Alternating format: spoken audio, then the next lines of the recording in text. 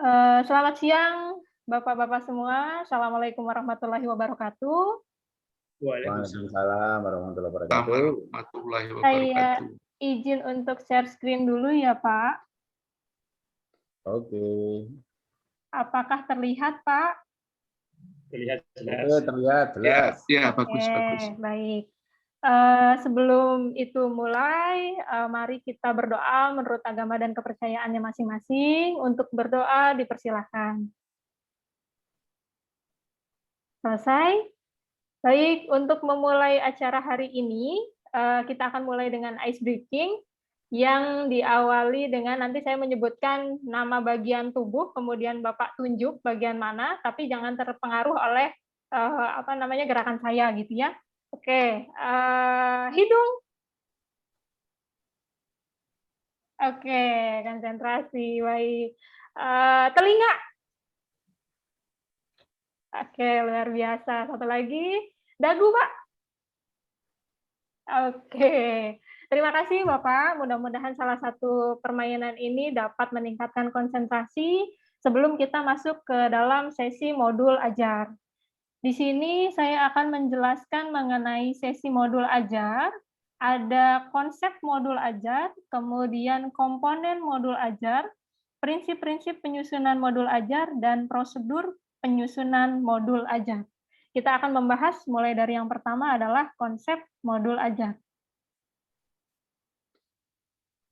Nah ini, Bapak-Bapak, jadi konsep modul ajar itu adalah sejumlah alat atau sarana media, metode, petunjuk, dan pedoman yang dirancang secara sistematis dan menarik. Modul ajar merupakan implementasi dari alur tujuan pembelajaran yang dikembangkan dari capaian pembelajaran dengan profil pelajar Pancasila sebagai sasaran. Modul ajar disusun sesuai dengan fase atau tahap perkembangan peserta didik, mempertimbangkan apa yang akan dipelajari dengan tujuan pembelajaran, dan berbasis perkembangan jangka panjang. Kemudian, guru perlu memahami konsep mengenai modul ajar agar proses pembelajaran lebih menarik dan bermakna. Jadi, konsep modul ajar ini sebetulnya sebagai salah satu pengganti kalau di kurikulum sebelumnya atau satuan pembelajaran sebelumnya itu ada RPP. Nah, di sini adalah ada modul ajar. Kemudian komponen modul ajar, guru dalam satuan pendidikan diberi kebebasan untuk mengembangkan modul sesuai dengan konteks lingkungan dan kebutuhan belajar peserta didik. Di sini modul ajar ini diberikan kebebasan kepada Bapak Ibu guru untuk mengembangkan sesuai dengan lingkungan yang ada, sesuai dengan sarana prasarana yang tersedia, sesuai dengan iklim yang ada di daerah tersebut. Jadi Bapak Ibu guru bisa lebih menyesuaikan pembelajaran sesuai dengan lingkungannya. Kemudian, modul ajar dilengkapi dengan komponen yang menjadi dasar dalam penyusunan proses. Kemudian, komponen modul ajar dalam panduan dibutuhkan untuk kelengkapan persiapan pembelajaran. Komponen modul ajar bisa ditambah sesuai dengan mata pelajaran dan kebutuhan. Nah, kalau misalkan kita lihat di samping sebelah kanan, komponen modul ajar ini ada 3 komponen intinya, atau misalkan yang menjadi judul besarnya. Yang pertama ada informasi umum, di situ isinya ada identitas sekolah, kompetensi awal, profil pelajar Pancasila, sarana prasarana, target peserta didik, model pembelajaran yang digunakan. Kemudian ada komponen inti. Komponen ini terdiri dari tujuan pembelajaran, pemahaman bermakna, pertanyaan pemantik, persiapan pembelajaran, kegiatan pembelajaran, asesmen, pengayaan, dan remedial. Yang terakhir ada refleksi peserta didik. Nah, di sini poin yang judul besar terakhirnya ada lampiran.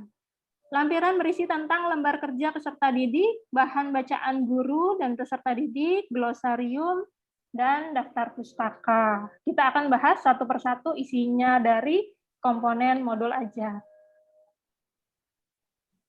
Ini yang pertama, komponen modul ajar dari informasi umum, ada identitas modul, isinya adalah Informasi tentang modul ajar yang dikembangkan terdiri dari nama penyusun, institusi, dan tahun disusunnya modul ajar. Kemudian ada juga isian tentang jenjang sekolah, itu di tingkat SD, SMP, atau SMA, atau bahkan SMK. Kemudian kelasnya, kelas berapa, kemudian alokasi waktu, itu adalah penentuan alokasi waktu yang digunakan adalah alokasi waktu sesuai dengan jam pelajaran yang berlaku di unit kerja masing-masing. Jadi kalau mungkin sekarang ada PJOK 3 jam gitu ya, Bapak Ibu, itu disesuaikan dengan jam yang berlaku. Kemudian di poin B itu ada kompetensi awal. Kompetensi awal adalah pengetahuan dan atau keterampilan yang perlu dimiliki siswa sebelum mempelajari topik tertentu. Kompetensi awal ini merupakan ukuran seberapa dalam modul ajar itu dirancang. Kemudian poin C-nya ada profil pelajar Pancasila. Ini merupakan tujuan akhir dari suatu kegiatan pembelajaran yang berkaitan erat dengan pembentukan karakter peserta didik. Profil pelajar Pancasila atau PPP dapat tercermin dalam konten dan atau metode pembelajaran. Di dalam modul pembelajaran, profil pelajar Pancasila tidak perlu mencantumkan seluruhnya, namun dapat memilih profil pelajar Pancasila yang sesuai dengan kegiatan pembelajaran dalam setiap modul ajar. Jadi karena profil pelajar Pancasila memiliki 6 dimensi, nah itu dimensi yang termasuk ke dalam modul ajar yang Bapak Ibu kerjakan nanti dimasukkan saja apakah yang termasuk kemandiriannya ataukah yang termasuk berpikir kritis atau apapun itu bisa masuk di poin C di profil pelajar Pancasila.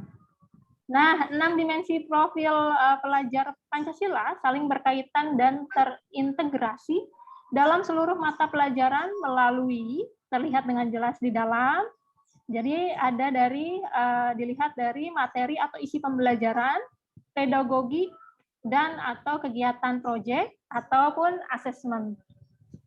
Setiap modul ajar ini memuat satu atau beberapa unsur dimensi profil pelajar Pancasila yang telah ditetapkan. Jadi boleh lebih dari satu atau bahkan kalau misalkan mencakup ke 6-6-nya boleh dimasukkan. Kemudian di poin D ini ada sarana dan prasarana. Merupakan fasilitas dan bahan yang dibutuhkan untuk menunjang kegiatan pembelajaran. Sarana merujuk pada alat dan bahan yang digunakan. Sementara prasarana di dalamnya termasuk materi dan sumber bahan ajar lain yang relevan yang digunakan dalam kegiatan pembelajaran.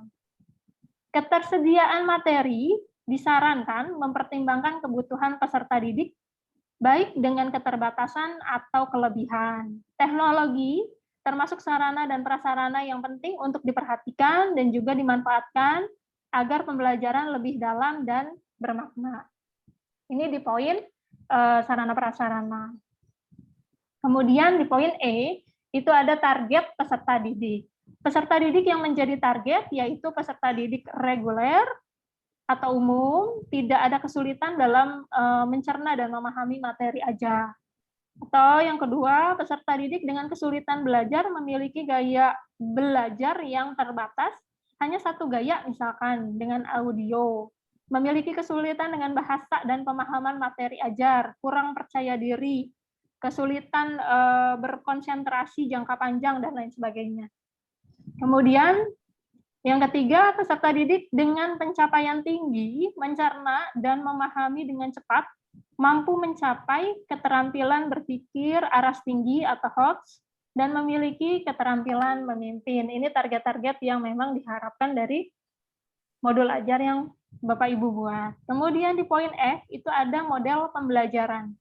Merupakan model atau kerangka pembelajaran yang memberikan gambaran sistematis pelaksanaan pembelajaran. Model pembelajaran dapat berupa model pembelajaran tatap muka, pembelajaran jarak jauh dalam jaringan atau PJJ daring, pembelajaran jarak jauh luar jaringan atau PJJ luring, dan blended learning. Jadi model pembelajaran yang digunakan kalau memang lebih dari satu, Bapak Ibu bisa mencantumkannya di sini. Ini sudah masuk ke komponen inti. Yang pertama ada poin A, tujuan pembelajaran. Tujuan pembelajaran harus mencerminkan hal-hal penting dari pembelajaran dan harus bisa diuji dengan berbagai bentuk asesmen sebagai bentuk dari unjuk pemahaman. Tujuan pembelajaran menentukan kegiatan belajar, sumber daya yang digunakan, kesesuaian dengan keberagaman murid, dan metode asesmen yang digunakan.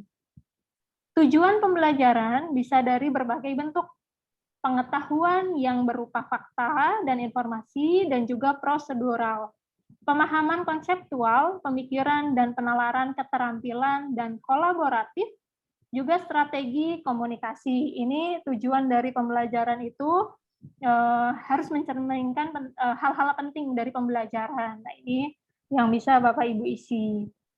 Kemudian di poin B ada pemahaman bermakna. Pemahaman bermakna adalah informasi tentang manfaat yang akan peserta didik peroleh setelah mengikuti proses pembelajaran. Manfaat tersebut nantinya dapat peserta didik terapkan dalam kehidupan sehari-hari. Contoh kalimat pemahaman bermakna yaitu manusia berorganisasi untuk memecahkan masalah dan mencapai suatu tujuan. Makhluk hidup beradaptasi dengan perubahan habitat. Jadi pemahamannya boleh diisikan di poin B. Kemudian di poin C itu ada pertanyaan pemantik. Pertanyaan pemantik dibuat oleh guru untuk menumbuhkan rasa ingin tahu dan kemampuan berpikir kritis dalam diri peserta didik. Pertanyaan pemantik ini memandu siswa untuk memperoleh pemahaman bermakna sesuai dengan tujuan pembelajaran. Contohnya, pada pembelajaran menulis cerpen, guru dapat mendorong pertanyaan pemantik sebagai berikut. Yang pertama, apa yang membuat sebuah cerpen menarik untuk dibaca? Yang kedua, jika kamu diminta untuk membuat akhir cerita yang berbeda, apa yang akan kamu usulkan? Nah, jadi dari pertanyaan-pertanyaan ini bisa memantik keingintahuan dari siswa untuk mengikuti materi yang akan diberikan. Jadi siswa lebih tertarik gitu ya, Bapak. Di poin D itu ada kegiatan pembelajaran. Urutan kegiatan pembelajaran inti dalam bentuk langkah-langkah kegiatan pembelajaran yang dituangkan secara konkret dan disertakan opsi pembelajaran alternatif, juga langkah untuk menyesuaikan dengan kebutuhan belajar siswa. Langkah kegiatan pembelajaran ditulis secara berurutan sesuai dengan durasi waktu yang direncanakan, meliputi 3 tahap, yaitu pendahuluan inti, dan penutup. Ini dari metode pembelajaran aktif. Kemudian di poin E ada asesmen. Asesmen digunakan untuk mengukur capaian pembelajaran di akhir kegiatan. Kriteria pencapaian harus ditentukan dengan jelas sesuai dengan tujuan pembelajaran yang ditetapkan. Jenis asesmen itu ada 3, asesmen sebelum pembelajaran atau diagnostik, asesmen selama proses pembelajaran atau formatif, asesmen pada akhir proses pembelajaran atau sumatif. Ini masih asesmen juga. Bentuk asesmen yang bisa dilakukan, yang pertama bisa dilihat dari sikap, profil pelajar Pancasila, dapat berupa observasi, penilaian diri, penilaian teman sebaya, dan anekdotal. Ini penilaian untuk sikap. Kemudian penilaian untuk performa bisa dilihat pada saat siswa melakukan presentasi, drama, pameran hasil karya, jurnal, dan lain sebagainya. Kemudian, untuk asesmen tertulis, ini bisa dilihat dari tes objektif esai, pilihan ganda, isian jawaban singkat, atau pembuatan pertanyaan yang jawabannya benar salah. Itu untuk asesmen. Kemudian, untuk poin F, ini pengayaan dan remedial. Pengayaan adalah kegiatan pembelajaran yang diberikan pada peserta didik dengan capaian tinggi agar mereka dapat mengembangkan potensinya secara optimal. Remedial diberikan kepada peserta didik yang membutuhkan bimbingan untuk memahami materi atau pembelajaran mengulang saat merancang kegiatan pengayaan. Perlu diperhatikan mengenai diferensiasi, contohnya lembar kerja, lembar belajar, lembar kegiatan yang berbeda dengan kelas. Ini untuk pengayaan dan remedial. Nah, ini untuk poin lampiran. Poin yang pertama ada poin A, lembar kerja peserta didik. Lembar kerja siswa ini ditunjukkan untuk peserta didik, bukan guru, dan dapat diperbanyak sesuai kebutuhan untuk diberikan kepada peserta didik, termasuk peserta didik non-reguler. Kemudian poin B-nya, ini bahan bacaan guru dan peserta didik. Bahan bacaan guru dan peserta didik digunakan sebagai pematik sebelum kegiatan dimulai atau untuk memperdalam pemahaman materi pada saat atau akhir kegiatan pembelajaran. Nah, ini jadi Bapak Ibu bisa memasukkan di sini bahan bacaan yang istilahnya terintegrasi dengan materi yang Bapak buat di modul ajar. Atau bahan bacaan yang bisa peserta didik baca selain dari buku pembelajaran di sekolah.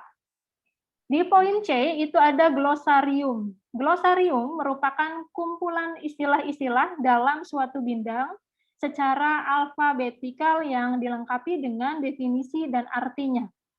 Glosarium diperlukan untuk kata atau istilah yang memerlukan penjelasan lebih mendalam. Nah, ini penting juga karena memang ada beberapa istilah mungkin yang belum dipahami oleh peserta didik, sehingga ketika mencari apa maksudnya sudah dapat tergambar di glosarium. Kemudian poin D, ini daftar pustaka. Daftar pustaka adalah sumber-sumber referensi yang digunakan dalam pengembangan modul ajar. Referensi yang dimaksud adalah semua sumber belajar, baik buku siswa, buku referensi, majalah, koran, situs internet, lingkungan sekitar, narasumber, dan lain sebagainya. Mungkin bisa juga masuk mengenai jurnal-jurnal atau hasil dari penelitian, ini bisa masuk ke dalam daftar pustaka. Ini adalah komponen dari modul ajar. Selanjutnya kita akan membahas mengenai prinsip-prinsip yang akan yang harus Bapak Ibu ketahui sebelum membuat modul ajar.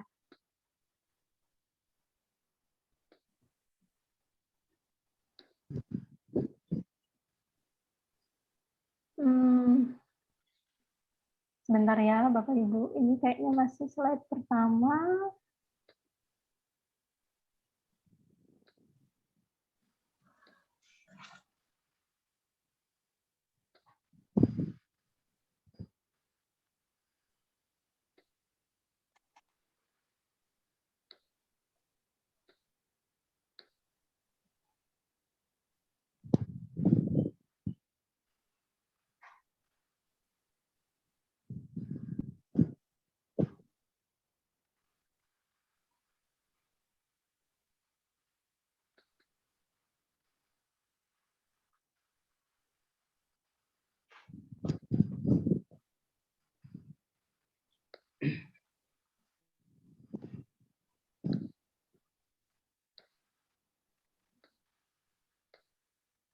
Apakah terlihat Bapak-Bapak?